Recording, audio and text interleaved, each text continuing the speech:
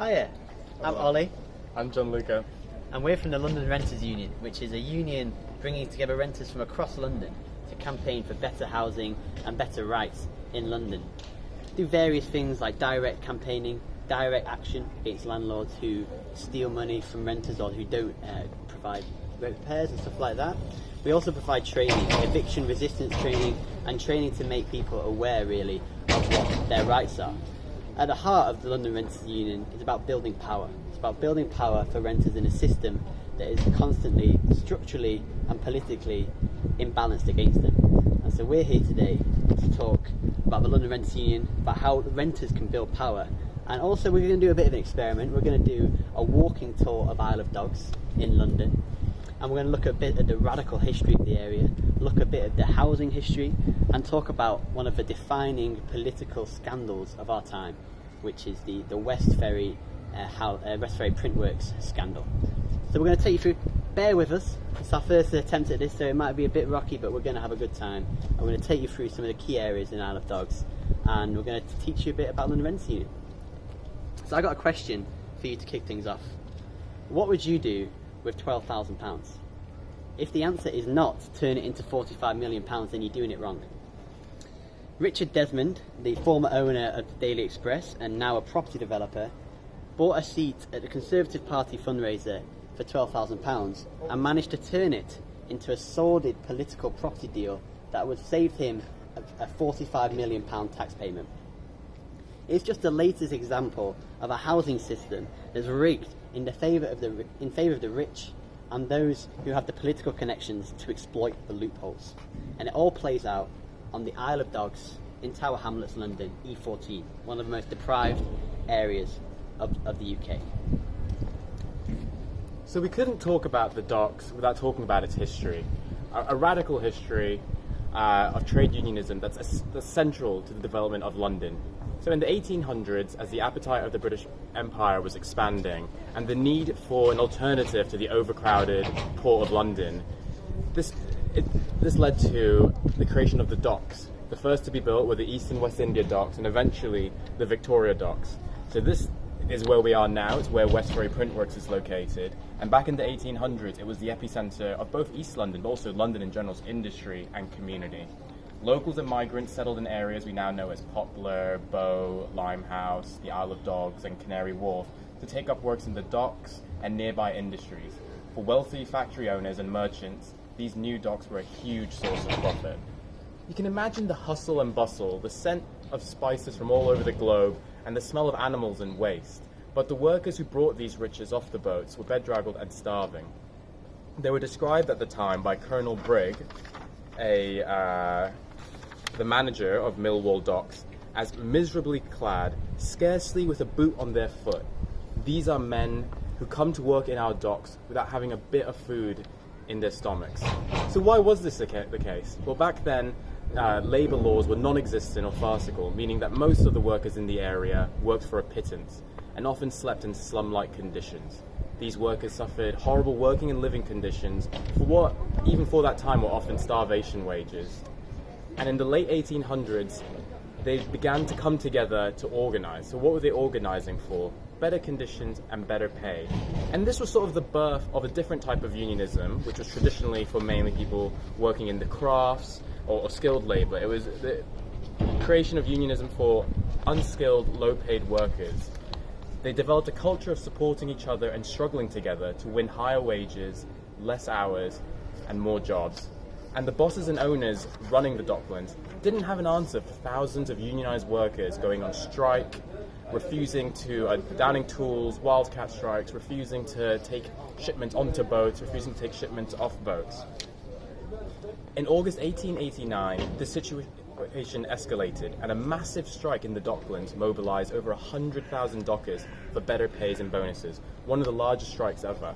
Not only were the strikers successful, but they spawned this new kind of union and an appreciation for this new kind of union of unskilled workers. The most important of these unions was the Dock, Wharf, Riverside and General Labourers Union. And if we follow the history of this union through various mergers through time, it can be traced back to today's Unite the Union. One of the local politicians who supported the strikers was a certain John Benn. grandfather of Labour politician Tony Benn. And over the years, these trade unions were immensely successful, winning pay rises, improvements in working conditions and overtime pay, and giving the trade unionism a much-needed boost as they doubled their membership from 1888 to 1899, from 750,000 to over 2 million. But in the 1960s, Docklands saw less and less use, as shipping developed new technologies that required different types of access than what the Docklands could provide. And between 1967 and 1981, around 60% of the Docklands fell into disrepair. And gradually, this also resulted in, for obviously separate issues as well, a decline in trade unionism in general, but particularly within the area. However, the legacy of the docks is still apparent. When you walk around the area, you'll see names of roads, pubs, or even just, buildings that are references to its past, or old warehouses and cranes dotted here and there. And of course, its radical history and the progress made here can't ever be forgotten. So now we're going to talk a bit about the redevelopment of our docks. We're just going to go over here. And in the meantime, you can join the London Renters Union. You can support our work by retweeting this live stream so as many people can see it as possible. We are on Twitter at LDN Renters Union and at Tower Hamlets LRU, because we are a specific branch of the London Renters Union, focusing really in Tower Hamlets and local launch in this area. We've also got a Facebook page where you can find it on London Renters Union. So take a look, amplify our posts, retweet, share the live stream, and we can start taking power back for the renters.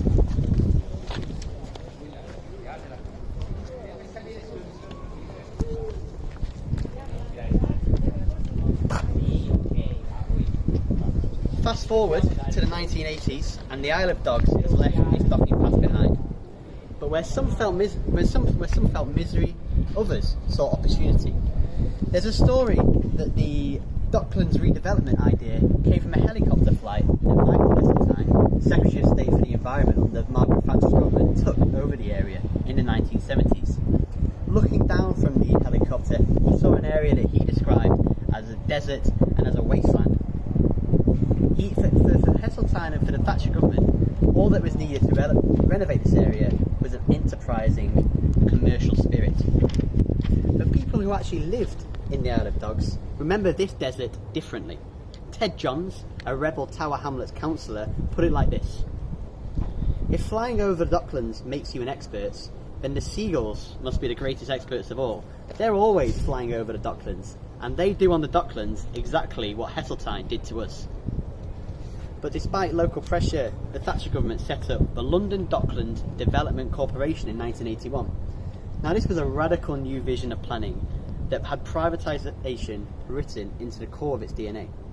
The corporation was designed to cut through the resistance of local councils, creating a direct line from central government to private corporations. The corporation was handed 5,500 acres of land in this area and an annual grant of 70 million, which rose to a huge 300 million, which back in the 1980s and 90s was an enormous sum of money. And let's make no mistake about it, this was corporate redevelopment backed by the public purse. The LDDC area was declared one of 10 enterprise zones, where companies would pay no business rates for a decade, and all development costs could be claimed back against future taxes. But did it always have to be this way? Some locals in the 70s thought not. And in the early 70s, they set up the Joint Docklands Action Group, or the JDAG, to demand jobs, housing, healthcare, and education for ordinary people. And people started to organise to protect their local communities. In 1984, they organised a huge armada of barrages and other types of pleasure craft, decorated with huge banners and slogans like "Give us back our land." The armada sailed up the Thames from the Docklands all the way to the Houses of Parliament to deliver a petition. In another action, protesters drove a herd of sheep into a meeting with the Bank of England. At the same time, the council was also developing a plan. The 1976 Docklands Strategic Plan, put together by the Greater London Council and adjoining boroughs like Tower Hamlets, proposed thousands of new council homes as well as new manufacturing facilities. But the local councils were slow-moving and easily brushed aside by the government. Thatcher government, I should add.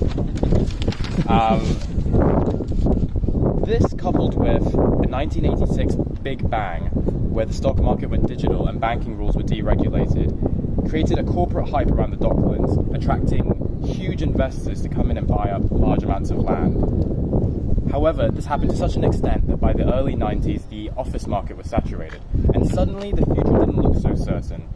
Was the future of the Docklands Canary Wharf, filled with bankers and finance firms, or was it social housing and community? Sadly, we all know what happened. Canary Wharf is here, and the Docklands is what it is.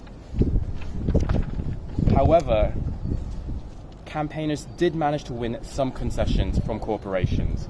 A £100 million fund to support health and education and even some housing. 11 new health centres were built, plus a number of schools. So it shows campaigning, even in the face of huge odds, can win some concessions. But in the end, the regeneration of the Isle of Dogs never delivered for the local community. And today, more than ever, Canary Wharf is a symbol of financial opulence, eulogised by the government as the engine of this country. So now we're going to go on a little walk towards the West Ferry printworks site, where Richard Desmond had his ill-fated attempt to build lots of unaffordable homes. So we're just going to walk through this way, through the Isle of Dogs, and we're going to chat to Gianluca a bit about his renting experience in London. Because, I mean, the first question we should ask is, why is a London Renters Union needed in this area? What do you think of London Renters Union? Why would renters have to come together, Gianluca? Well, I've rented for... Camera's gone away. I've rented for about 5 years here, and I'm lucky to not have any horror stories, but even within that, there have been so many cases where landlords or letting agencies have taken so much money from me for, from my deposit or other aspects through fees, that in hindsight, if I knew my rights and maybe stood up for myself a little bit more, I wouldn't have lost that amount of money. And I'm not talking about a couple of quid, I'm talking about hundreds of pounds over the last 5 years. So I think even really basic things like knowing your rights, knowing what can be demanded of you, would really save me a huge amount of money. With tax breaks, with the price of land as it is, that benefits people who can buy a huge chunk of land and turn it into what they want to make money from, really. Because housing has become an asset. It's an asset, isn't it?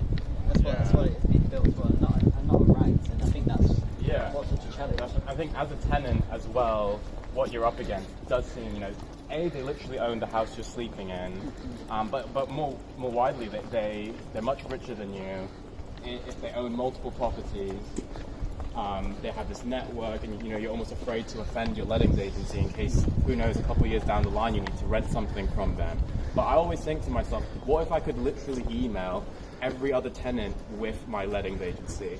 What if we could get, and I think that's something that London Renters Union is trying to create, is a network of people that, maybe especially right now with COVID, we can't all just turn up and go in a massive protest, but we can talk, we can share experiences, we can know what kind of pressure on lettings agency and landlords work, and maybe just sort of turn the whole situation onto the landlords and letting agencies that sort of have us in this such a precarious situation. And I guess the other thing is just owning a house, which I feel like back in the day was just... What's that? I don't understand. I don't understand that. It's just, what is that?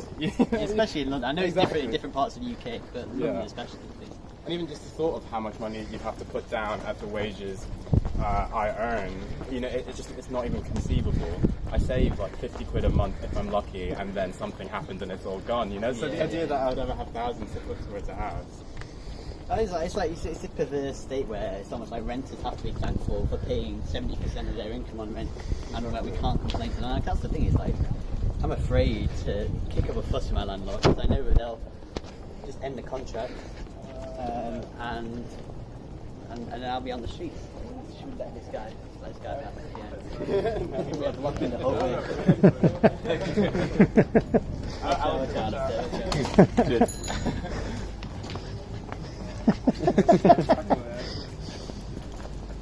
The perils of being an influence. Of walking in London. I think it's interesting. I think we'll talk a bit about it in a bit, but COVID-19 as well has been a huge, it's had a huge impact on renters in London, and we've seen there's an evictions ban at the moment, Exactly. which is coming to an end. But where is the real support for renters at this time? There's no sort of furlough scheme for paying rent. Yeah. There's this idea that renters will make a deal with their landlords to pay back rent, and it just feels to me there's a tsunami arriving. Exactly. And I think going to be, if the government's not going to help renters and tenants in general, we have to help each other, which is, I think, another thing which London Renters Union has been doing for ages now, supporting people, and which we'd like to continue to do. Which is why I think, if you're watching and you're unsure of your own housing situation, or you'd like to get involved in something in your local area and meet your neighbours, I just think, check us out, join us. There's loads of great resource on the site. There's template letters you can use to ask your landlord for money back. There are template letters talking about the rights you have as a renter. So there's loads of resources. And there's some also, we've done some great actions in the past to actually get money back for renters who have their deposit kind of stolen from them. There's loads of Steps, Alistair. Do you want to film a bit here? Great. Perfect. So now we've reached the infamous West Ferry site. Looking good. And the question here is it's another thread in the history of developers in Isle of Dogs prioritising commercial outgain to local need. Richard Desmond, we saw his office building up there, owns the land where the West Ferry printworks used to stand, and here is where all the Daily Express and loads of other papers that he owned were printed and sent out to London. Now, having sold the site, the paper, he has a derelict site, as we can see. He's applied to turn this 15-acre site into 1,500 homes, only 1 in 5 of which will be so-called affordable housing. As a result, the local council rejected his application because the buildings would be too high in this area. They'd affect the sailing lake just behind us as well, and because the contribution to local housing was absolutely pitiful. But in the UK planning system, it's often not about the quality of the plan that you put forward, but it's about who you know and how you can use that influence. So this is no secret to Richard Desmond. He has previously given money to UKIP and the Labour Party when they were in power, and now he's using his links in the Conservative Party to cosy up to Boris Johnson when he was mayor. And this year, and the past few years, he has identified Housing Secretary Robert Jenrick as the key man to schmooze if he wants to get this site with the buildings on it. So Desmond paid £12,000 to sit next to Jenrick at a private Tory fundraising event, at which event he lobbied extensively Jenrick to support the planning application for West Ferry. He even showed him a little promotion clip on his phone, which Jenrick admitted to at a later date. So throughout the summer, this came to light that Jenrick was working with Desmond to try and get this passed, and a huge trove of embarrassing emails and texts have shown how Desmond asked Jenrick again and again to override not only the Tower Hamlets Council decision to not allow such a bad development on this site, but also the government's own chief planning inspector, who had both rejected the scheme. But what strikes the most, and what is the most disgraceful about this situation, is that both Jenrick and Desmond knew about an impending tax rise on commercial properties in Tower Hamlets. So Tower Hamlets Borough were bringing in what's called a community infrastructure levy, which basically puts a bit of tax on commercial property developers to allow recoups a bit of money that the austerity hit council can use to build local infrastructure, local schools, local hospitals, and essentially ensure that areas like the Isle of Dogs don't just become a paradise for rich property speculators, but become a place where people can live properly and that ordinary people are not forced out. And the cost of this extra tax for Desmond would have been 45 million, which is nothing compared to the total cost of the development. But in Desmond's words, he told Jenrick, "We don't want to give the Marxists loads of dough." And Housing Secretary Jenrick agreed with this assessment, and managed to approve the planning application for this site above the Tower Hamlets Council, above the planning inspector, just one day ahead of the proposed Tower tax rise, thus saving Richard Desmond, already a so-called media mogul, £45 million. So what's so galling is not only does a government minister deliberately greenlight a scheme that has insufficient affordable housing in a city that needs so much more affordable housing, not only does a government minister override the decision of the local council and his own planning inspector, but Robert Jenrick, who, let us not forget, is the Secretary of State for Housing, Communities and Local Government, deprived the local community of Tower Hamlets of a sum of money that could vastly improve the lives of local residents. It is quite astonishing what happened there, and quite rightly has been seen as one of the political scandals of our time. Fortunately, the Tower Hamlets Council launched a legal appeal, which then got picked up in the press, and then The Guardian reported it, and we saw all these texts coming out really damning both Desmond and Jenrick. Jenrick was forced to admit to the appearance of bias, in his words, and withdrew his decision, passing it on to another minister. But where we are today is that Robert Jenrick still has a job. He's still the Secretary of State. He's still bringing in new planning laws, despite his corruption. The West Ferry planning permission is still being considered. It hasn't been scrapped yet.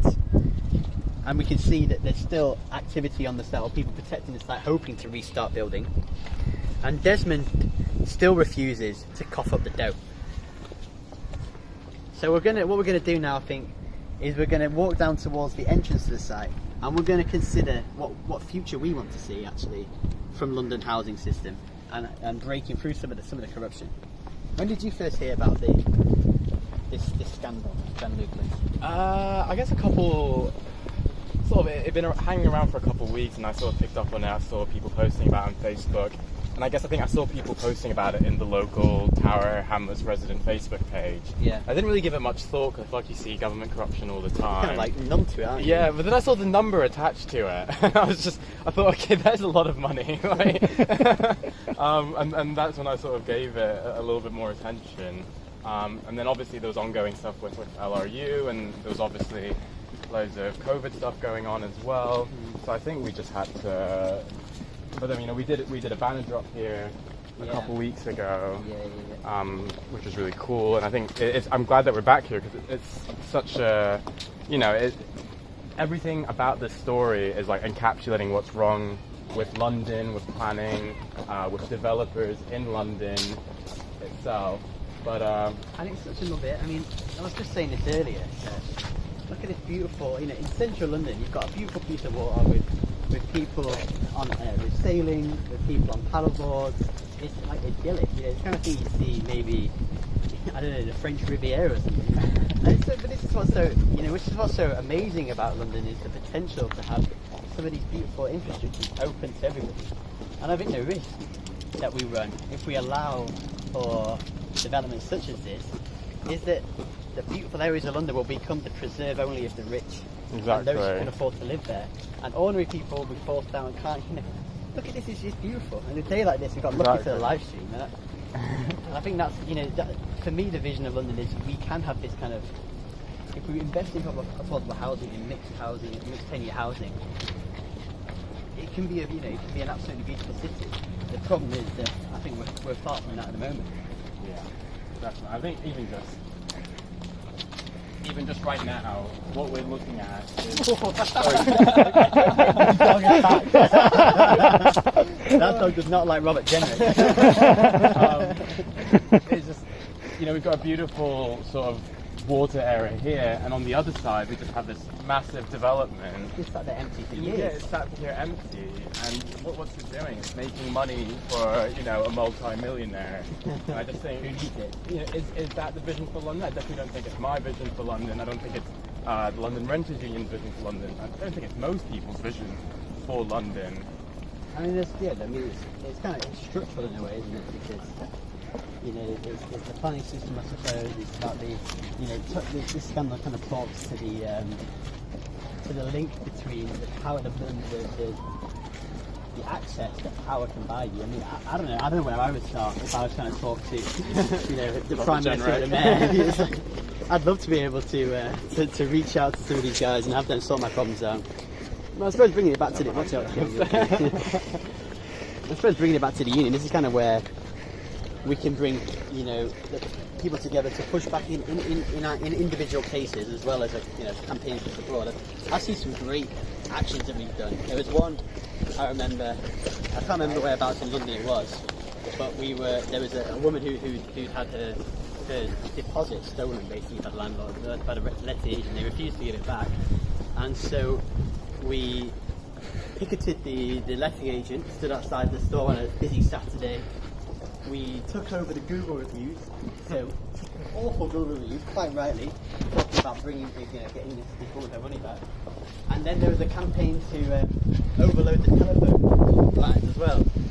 So everybody would call the telephone lines, and so the letting agent eventually had to give in because we just completely bombarded them. And I guess that's the power if you bring 40, 50, 100 renters together to load up on these letting agents. Actually, the power dynamics shift. So she got her deposit back. Got her deposit back, and what's behind you, Alistair? Steps. The joy to do the live stream on the public area.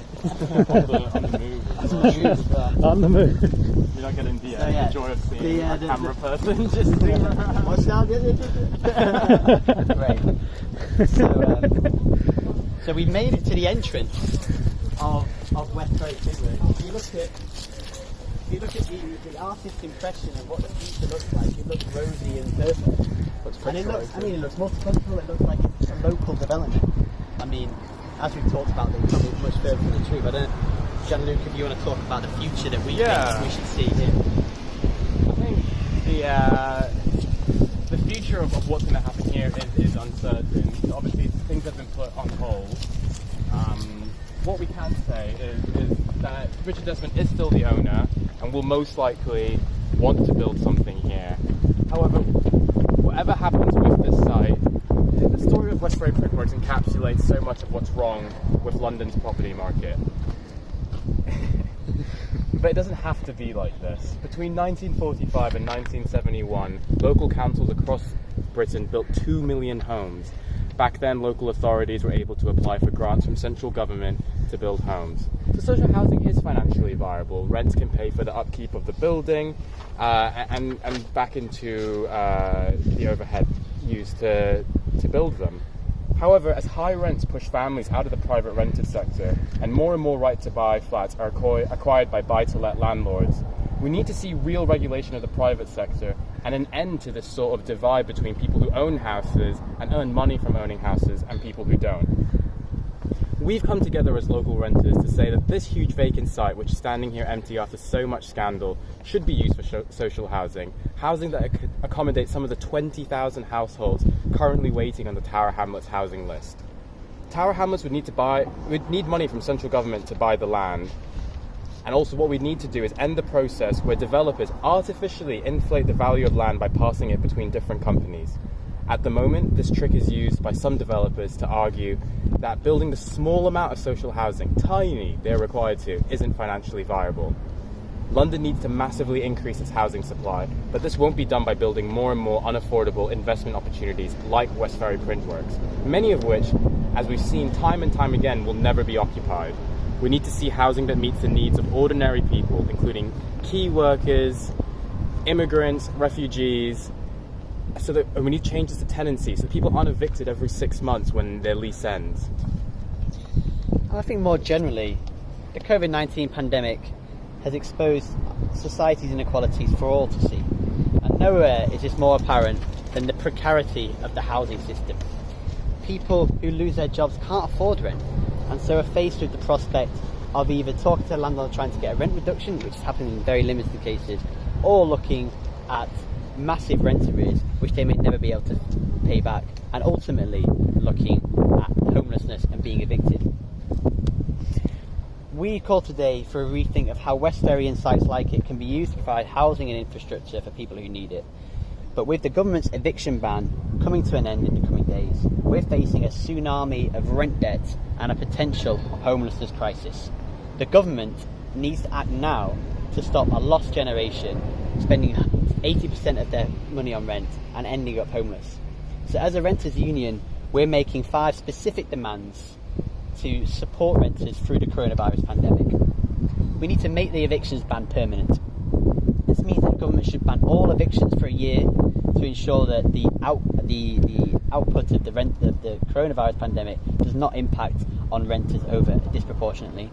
And we need to see the government follow through on its promise to scrap no-fault evictions, what are known as Section 21 evictions. In no modern society should a renter be forced out of their house for no other reason than the landlord thought that it was a better idea for them. Secondly, we need to suspend rent. 6 in 10 renters have lost income during the coronavirus pandemic, and they cannot afford to pay rent, especially at the ludicrous prices that it's set in London. Rent should be suspended, and the government should step in to support renters to pay back any rent that they have. On that note, we should cancel debt rent. Rent is already unaffordable, and rent arrears will be impossible to pay off. Are you telling me that if I don't have a job for 6 months, and I'm going to be able to pay my current rent and what I've missed? That's not going to happen. That's impossible, and we need to find a solution for that. We need to introduce rent controls. Londoners spend up to 70% of their income on rent. This is preposterous, and it means that young people and people who rent cannot save for future life decisions, and are going from paycheck to paycheck trying to afford rent. We need to cap rent and make it truly affordable, because housing is a human right and it should not be an asset to profit from. And finally, there should be no borders in housing. People of colour and migrants have been worse hit by the housing crisis and have been worse hit by the coronavirus pandemic. Migration status checks on renters should be abolished, and all people should have access to public funds. Your nationality and your background should have no impact on your ability to rent a house. So we want to create a new radical future for London's housing system. A radical future where this site is turned into social housing with infrastructure and services that support local people. But historically, renters have felt powerless and atomised and individually fighting battles. Together, as a London Renters Union, we want to come together. We want to bring the power of the millions of renters in London together and push back against a housing system which has for years not worked for us. So if you want to join us at the London Renters Union and turn our vision into reality, join us today at Tower Hamlets LRU, LDN Renters Union, and on Facebook. Sign up, share the video, support our asks, and we can make London work for the people like us who it should do. Thank you very much. Thank you.